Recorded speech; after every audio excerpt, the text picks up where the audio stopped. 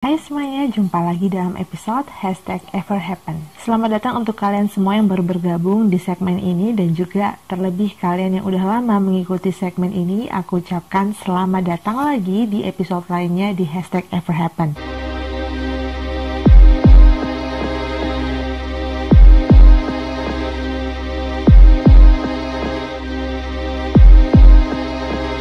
Sebelum kita lanjut ke cerita, yuk dukung perkembangan channel ini dengan mengklik tombol subscribe dan lonceng supaya aku semakin semangat untuk mengupload cerita-cerita real story tiap minggunya. Sebelum kita melangkah ke cerita, aku mau mengucapkan turut berbelasungkawa dan berduka cita sedalam-dalamnya untuk segenap keluarga dari korban jatuhnya pesawat Sriwijaya SJ182. Semoga keluarga yang ditinggalkan diberikan kekuatan, penghiburan yang sejati, dan pengharapan untuk menghadapi hari esok pasca peristiwa yang sangat memilukan ini. Kiranya Tuhan memberkati segenap keluarga yang ditinggalkan. Kisah yang akan aku bagikan pada episode kali ini adalah kisah penuh mujizat dari selamatnya 155 penumpang pesawat komersil beserta dengan 5 kru pesawat dari sebuah kemungkinan kecelakaan maut pesawat yang terjadi. Banyak orang menyebut kisah ini sebagai The Miracle of Hudson.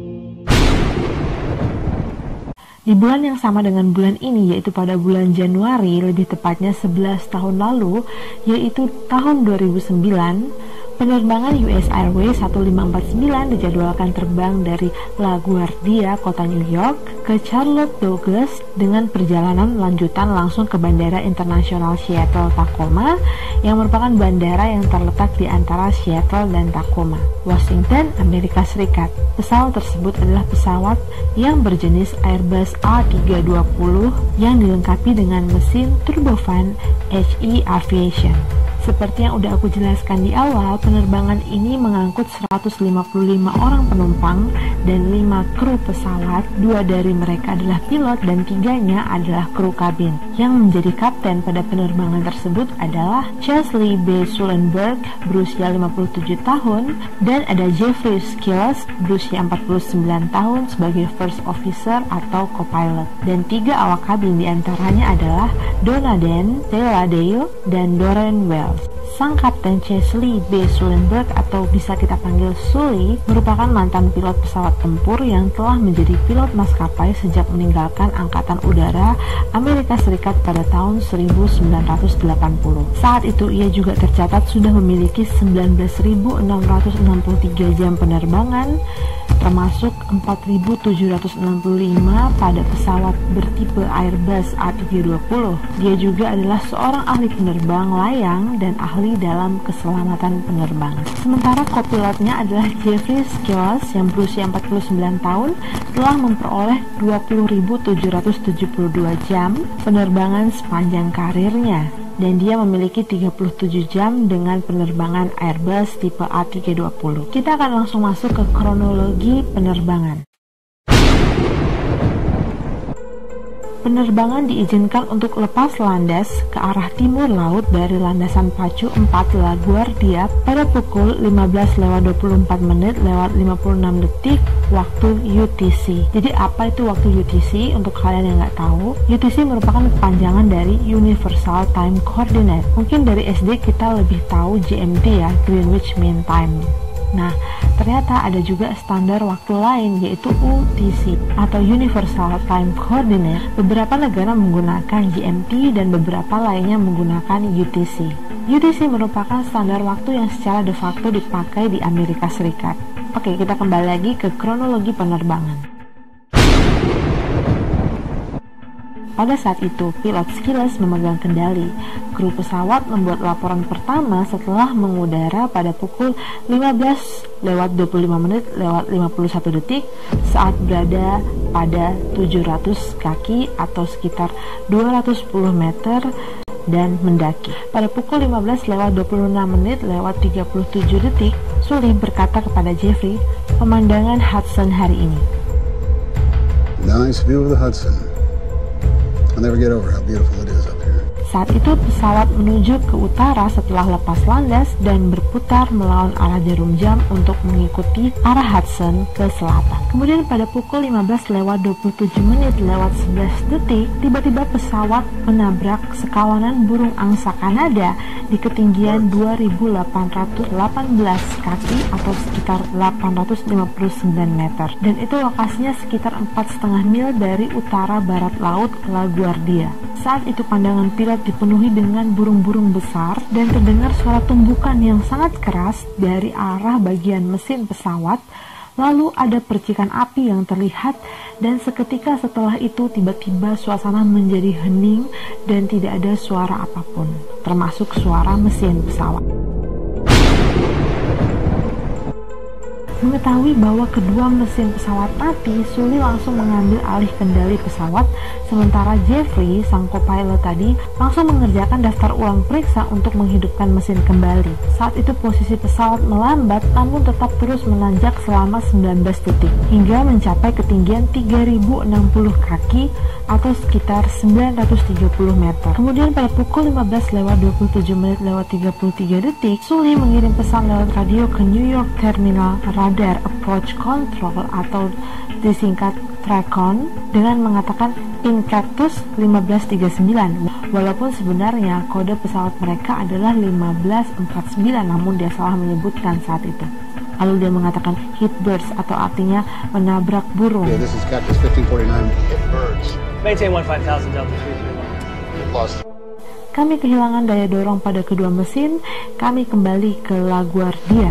Pengawas lalu lintas udara Patrick Hutton kemudian mengatakan kepada menara LaGuardia untuk menahan semua keberangkatan dan mengarahkan Sully untuk kembali ke runway 31. Segera setelah itu Sully langsung menjawab, tidak bisa.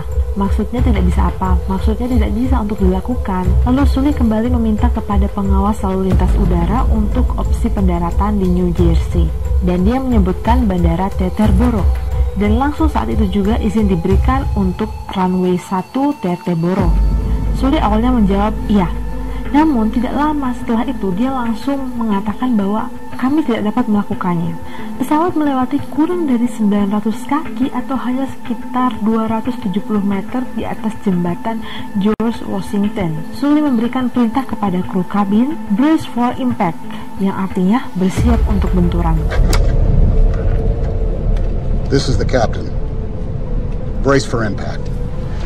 Dan pramugari menyampaikan perintah tersebut kepada penumpang. Sementara itu, pengawas lalu lintas udara meminta penjaga pantai untuk memperingatkan kapal-kapal di Hudson dan meminta mereka bersiap untuk membantu penyelamatan. Sekitar 90 detik kemudian, yaitu lebih tepatnya pada pukul 15:31, pesawat melakukan pendaratan tanpa tenaga, turun ke arah selatan dengan kecepatan sekitar 125 knot ke tengah bagian sungai utara dari muara pasang surut Hudson. Pramugari menggambarkan pendaratan tersebut sebagai pendaratan yang keras dengan satu benturan namun tidak ada pantulan, lalu melambat bertahap. Segera saat itu Sully membuka pintu kokpit dan memberikan perintah semua agar segera mengungsi dari pesawat. Evacuate! Awak kabin mulai mengevakuasi penumpang melalui 4 pintu keluar jendela overwing dan masuk ke seluncuran tiup atau rakit yang dipasang dari pintu penumpang sebelah kanan depan. By the way, perosotan sebelah kiri itu gagal beroperasi. Aku sendiri nggak tahu kenapa. Saat itu proses evakuasi menjadi lebih sulit karena faktanya ada seseorang yang sudah membuka pintu bagian kiri belakang sehingga memungkinkan lebih banyak air masuk ke pesawat. Apakah yang membuka itu pramugari atau penumpang itu masih diperdebatkan. Air semakin naik ke dalam pesawat sehingga petugas meminta penumpang untuk memanjat kursi dan bergerak ke arah depan. Setelah seluruh penumpang itu dievakuasi, Sully sempat 2 kali bolak-balik mondar-mandir di dalam kabin pesawat untuk memastikan tidak ada penumpang yang tertinggal di dalam. Saat itu perlu diketahui bahwa suhu udara adalah sebesar 5 derajat Celcius, sementara suhu air adalah minus 7 derajat Celcius. Wow, gimana dinginnya saat itu. Semua penumpang yang berhasil dievakuasi keluar dari badan pesawat, mereka berada di atas perosotan yang tadi disebutkan di bagian depan pesawat, dan ada juga yang berdiri di masing-masing sebelah kiri dan sebelah kanan pesawat. Dan ada juga penumpang yang karena takut pesawat akan meledak, jadi mereka menggunakan pelampung dan mereka menceburkan diri ke sungai, lalu mereka berenang ke perahu-perahu yang terdekat. Beberapa menit setelah itu langsung berdatanganlah perahu-perahu penyelamat yang mengevakuasi seluruh penumpang dari pesawat US Airways ini. Saat itu Kapten Sully memerintahkan agar orang-orang yang berdiri di atas sayap pesawat itu dievakuasi terlebih dahulu karena mereka memiliki kemungkinan yang lebih berbahaya dibandingkan mereka yang ada di atas perosotan tadi. Pada pukul 15:55, orang terakhir dievakuasi dari tempat kejadian. Begitu banyak bala bantuan yang datang, diantaranya ada pemadam kebakaran, helikopter.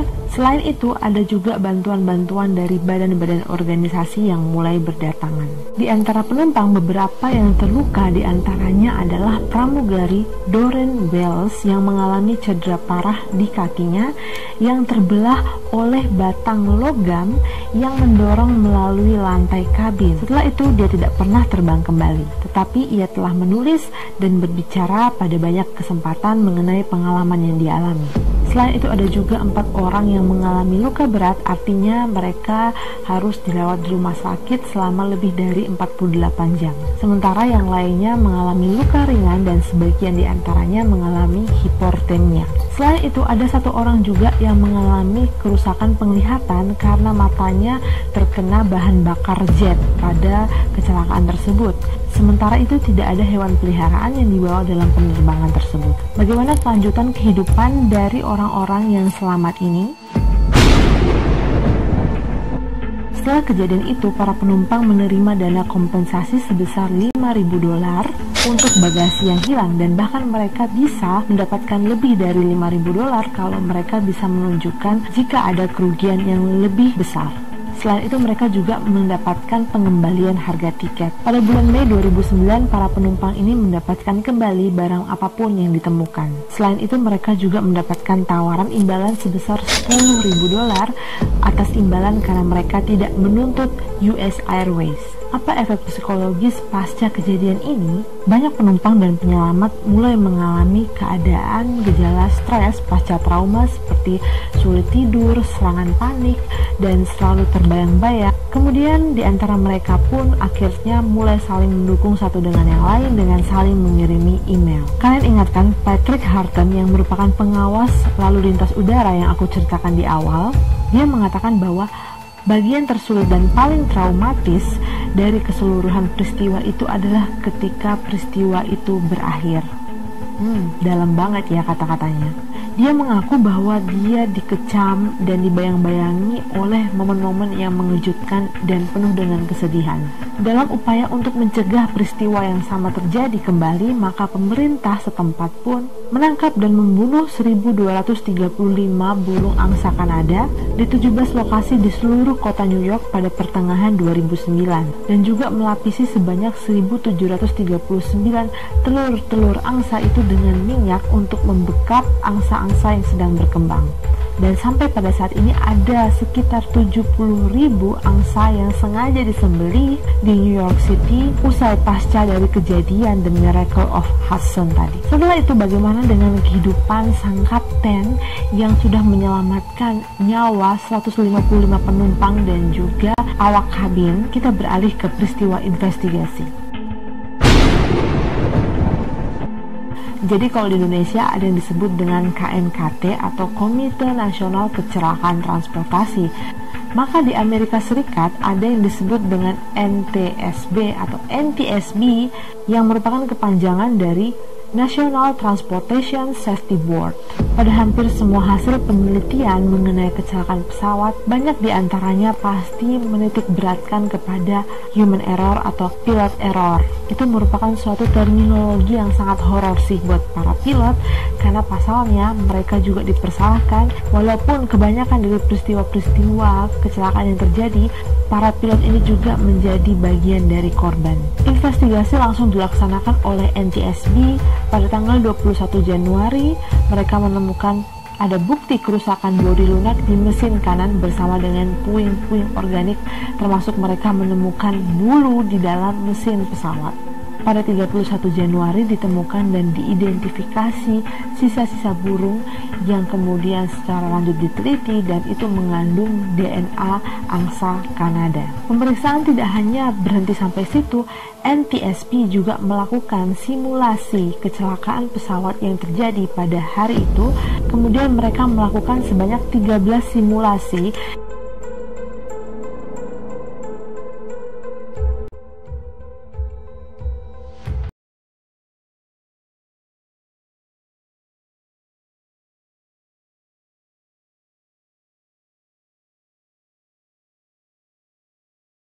NTSB menggunakan simulator penerbangan untuk menguji kemungkinan bahwa penerbangan tersebut bisa kembali dengan selamat ke LaGuardia atau dialihkan ke Teterboro.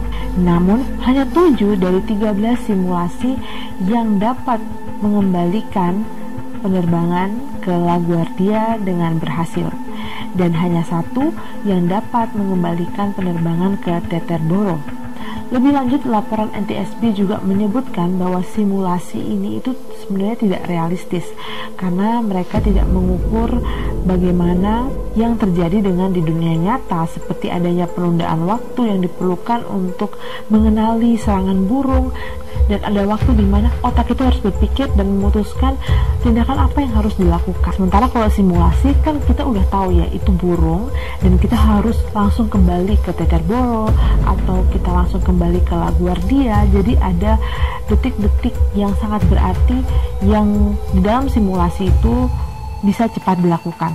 Di dalam kesaksiannya di hadapan NTSB, Sully mengatakan bahwa tidak ada waktu untuk membawa pesawat ke bandara manapun, dan kalaupun yang ada yang justru terjadi malah nanti akan mengakibatkan kecelakaan di darat yang memakan korban lebih besar. Pada akhirnya Dewan pun memutuskan bahwa Kapten Sully dan co-pilot Jeffrey tidak bersalah dan mereka tidak dituntut atas apa yang mereka lakukan, yaitu mendaratkan pesawat di Sungai Hudson.